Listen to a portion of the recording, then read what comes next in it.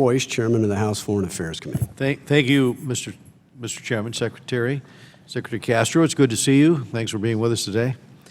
I'm going to pick up on the question that my colleague from California raised earlier, Mr. Sherman, on this PACE program. In August 2015, Principal Deputy Assistant Secretary Ed Golding, who I see is with us today, announced anticipated guidance on FHA-insured financing for properties with these qualifying PACE loans. And as you know, the use of PACE super liens has grown more in California than anywhere else.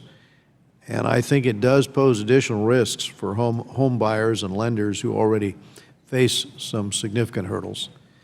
And if I could just ask you two questions on this. When is the department's actual guidance on PACE loans coming? And will implementation be made through a HUD mortgagee letter or via a public notice and comment rulemaking? Yeah, thanks a lot for the question, and good to connect with you recently, Chairman. So we're excited about the potential for a PACE program. We believe that it can be a good way of encouraging folks to adopt energy efficiency improvements to their homes.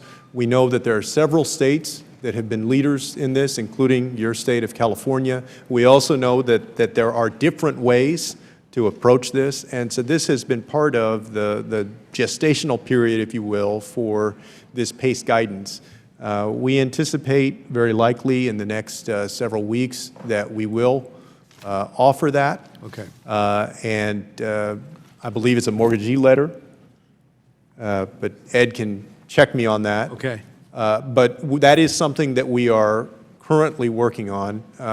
We also, let me just say that you alluded to this with respect to the example of California, that that's still being discussed, whether it's a mortgagee letter or public notice and comment. Okay, well, with respect to California, there's a California approach. There are also states that take a different approach. And so part of getting to this guidance has been looking at a way that we can work with the states to empower them to pursue PACE and also, again, protect the integrity of the Mutual Mortgage Insurance Fund. but it is creating a cloud on title in the interim. So thank you. Moving over to the focus on the hearing, I do have a question on DASP. FHA Acting Commissioner Carol Galante said in 2012 that an important objective of DASP is to save considerable money for the FHA's insurance fund. And I think you agree with that assertion. Twice in your written testimony, you mentioned how the proposed changes of the program are going to maximize return to or recoveries to the federal government, and I'm having a tough time understanding how this is possible. If the nonprofit DASP buyers are able to purchase loans at reserve prices that are lower than what would be hit under the current open bidding process, aren't returns going to be lower, logically? I don't believe that that's necessarily true. Also, I would point out, and this is something that I did not point out earlier, that assumes that the notes that these nonprofits are taking on would have been taken on by these private sector investors in a national pool.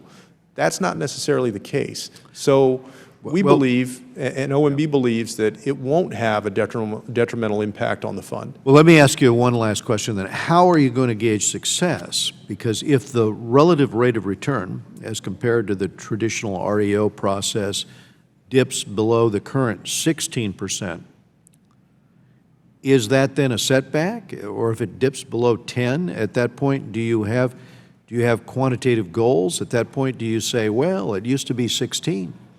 And if the goal is to save considerable money for the FHA's insurance fund, then we should go back to the old policy. Yeah. My question is just to get to the objectivity of trying to set a standard here that allow us to measure this. Yeah. No, will you go back and look at the I think rate that you put your finger on something that is a factor that we will look at as we evaluate how we meet both of these goals of building up the Mutual Mortgage Insurance Fund and then also keeping more families in their homes. So right. But yes, we will look at that. But the relative rate of return is either going to go down or it's going to stay the same or it's going to go up. And logically, if part of the mission is saving considerable money, that has to be put into the equation. Sure. Balance the scale here. However, I think you'd agree with me that if that rate of return were to go down, there could be several reasons for that. And so we need to identify the reason for that. Right, because you could isolate these Yeah, cases. but it may or may not be the fact that Open you have bidding. more nonprofits bidding. Right.